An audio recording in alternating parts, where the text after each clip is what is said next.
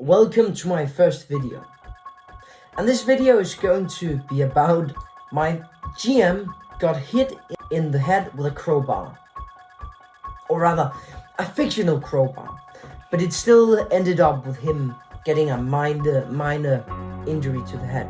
So I was walking down the hall towards the gymnastics hall. The reason why I was doing this was that I was going to play a one-shot. And it wasn't just any one-shot.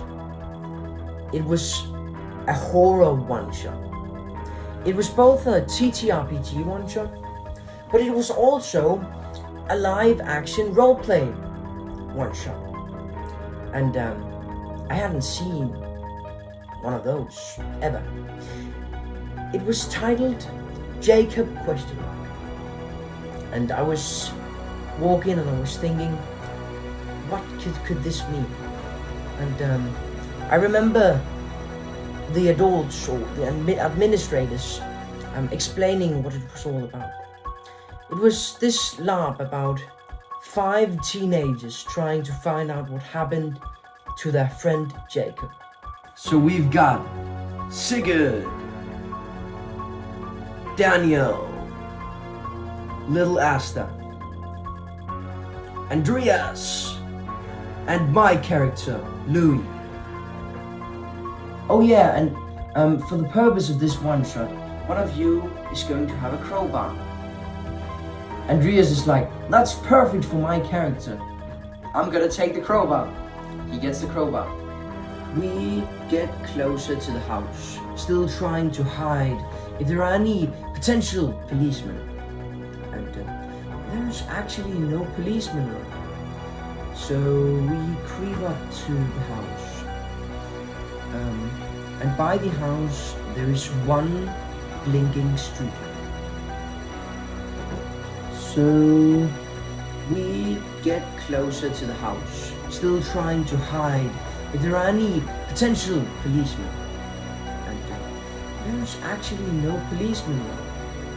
So we creep up to the house. And by the house, there is one blinking street lamp.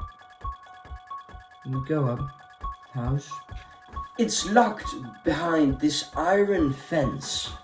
But of course, our good friend Andreas has a crowbar. And the lock in front is pretty rusty. So he goes up, we're in.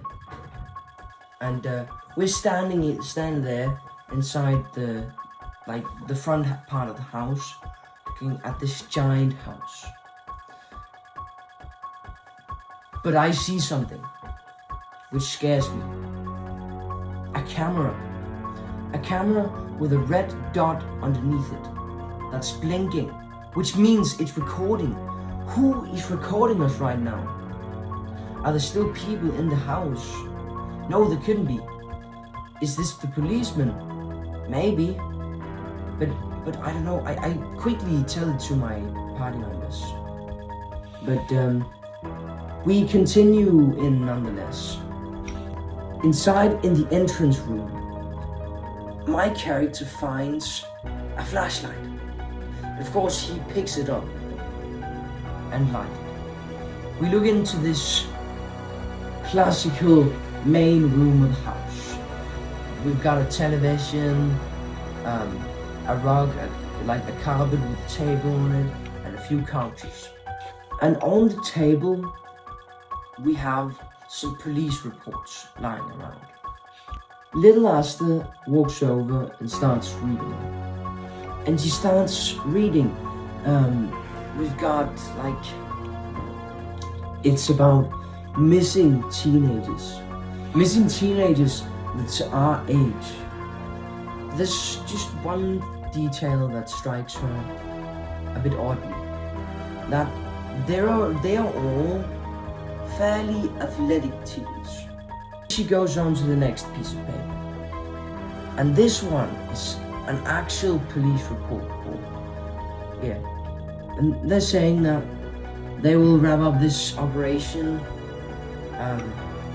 in a few days. And we're kind of looking at it. this was written like yesterday. So they shouldn't have left this house yet. I look over at the window because I heard a sound. And I walk up to the window and look out. And I see two beady yellow eyes looking right at me. And then they disappear. And this house is specked with creepy noises. We even hear like a door slamming. Is there someone in this house with us? We hear like creaking, something scurrying around on the top floor. Are there someone with us in this house? That's the big question. At this point, our characters were seriously thinking about leaving this creepy ass house. Because, like, what the fuck, man? Slamming doors, scurrying around, beating yellow eyes. But we decide that we need to find out what happened to Jacob. And the only place we can find out what happened to Jacob is his room. So we walk up slowly up the creaking stairs, knife in hand. And we find his room. The door opening slowly with a creaking sound. We hurry up and search through the room and find things that we wouldn't normally associate with Jacob, like a football shirt, or a tennis ball, or a tennis racket. What does this mean? That's not the Jacob that we knew. He was into biology and Frankenstein and all these things. And we find actually a series of comic books about Frankenstein. We look through them, and among them we find a diary. We hesitate a bit to intrude on Jacob's private life, but we need to find him. So little Asta opens the diary and reads it aloud. He talks about his sickness, how it's getting worse, and we're skipping through the pages. Then he talks about how his father has got a plan for him. Then he talks about how the others, we don't know who the others are, but the others are under the table. And he starts saying, my father has a plan for me. I need to go under the table.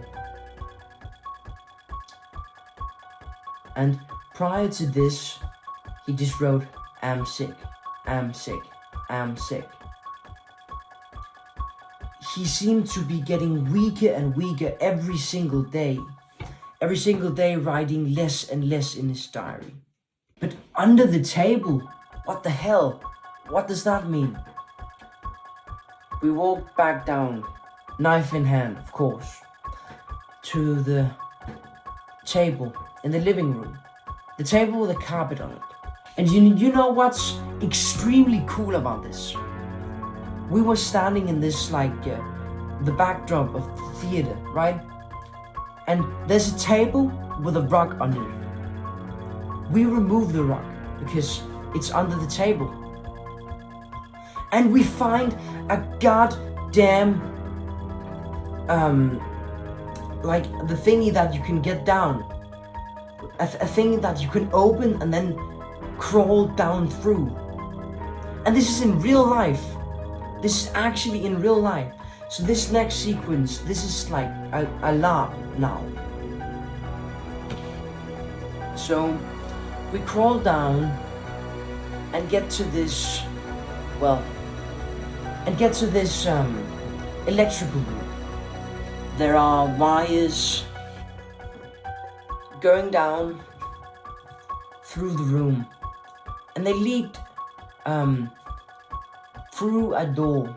And right now the door is closed. We can just see that the cables lead somewhere. The machine is turned on.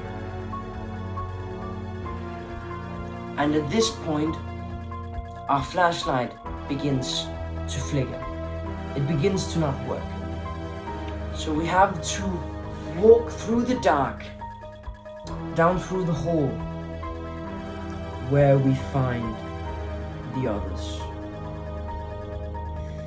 Turns out that the others were all the missing children who were kidnapped. You could see their bed sheets and all their stuff packed up, but all of them are dead. You walk into the room and all of them are just lying there, dead, soulless, unable to move. Now we are seriously thinking about leaving, but we need to find Jacob first, because he isn't among these people. He isn't among these dead teenagers. So we walk down the hall and into a room where we sadly find our friend with his guts ripped open. He has a recorder by his side, and we of course turn it on to see what he has to say. Turns out it's the voice of his father. "I'm so sorry, my boy. I'm so sorry that it had to end this way. I'm so sorry.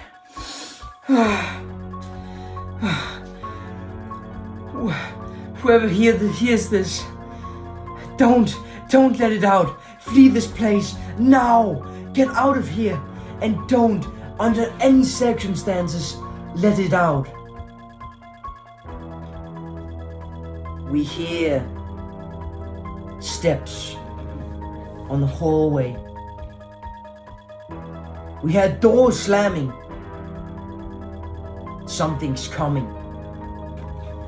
My character thinks fast and thinks, if we get out of this door now, we won't be trapped inside of this room. So I run with the flashlight, leaving the others in the dark. Behind me, there's a Frankenstein-looking creature running after me. It turns around to pursue the others, who now are behind it. Luckily, they manage to outmaneuver it and get around it. But at this time, I'm already standing in the washing room, ready to close the door on the monster as soon as the others are out. And this is when it happens. We all run into the washing room, through the door. But one of us stops in the washing room. And we all, at this point, this is so intense. We are literally pumped up with adrenaline. So he takes his crowbar. He turns around and tries to fight this thing, to fight this Frankenstein. And he starts hitting it, and it lays down, and he hits it in the head. But the thing is that this was live action. He actually hit the person playing the Frankenstein. And of course it wasn't a real crowbar. It was just an upside down larp sword we used as a crowbar. But pumped up with adrenaline. And of course it wasn't his intention to hurt our GM. But in the pump of adrenaline, we managed to give our GM a black eye. And that's the end of the story. That's how we found out what happened to Jacob, and how we found out about this crazy Frankenstein creature. Thanks for watching. If you like this video, then consider subscribing.